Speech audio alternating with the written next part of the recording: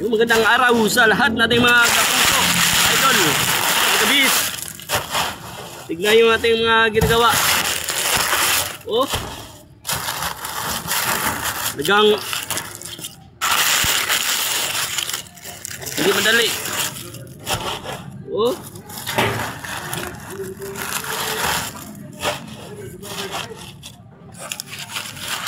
ang mga kabeso, mga idolo.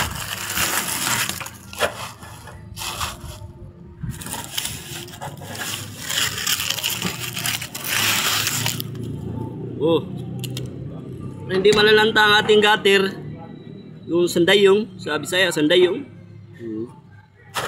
Kailangan nating sandayong sa Bisaya, pag sa Tagalog gutter o no.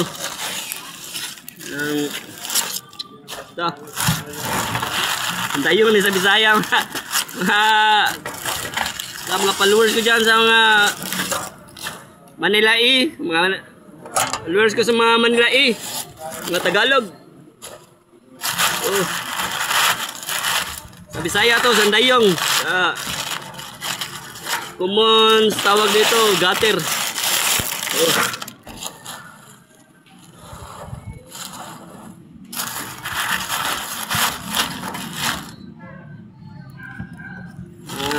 Downspout sa tubig sa ulan. Oh. Why? Idol. So, kilaig naman dyan, idol, magdaan sa iyong wall, idol. Kilaig naman dyan. Medyo nahirapan tayo magtagalog dito, pero talayan na lang natin. Dahil ito lang ating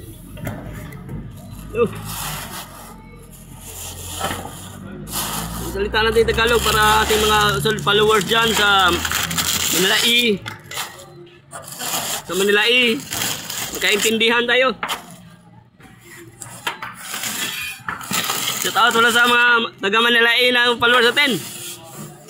Oo.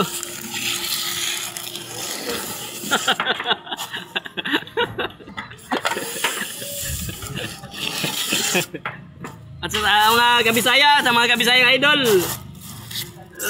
kami nalain na idol. Sa mga kami nalain kong kabis mga idol. Okay, comment naman din dyan mga kabis mga idol. Sa mga Kabisaya, daanan na natin guys para hindi tayo sugatan.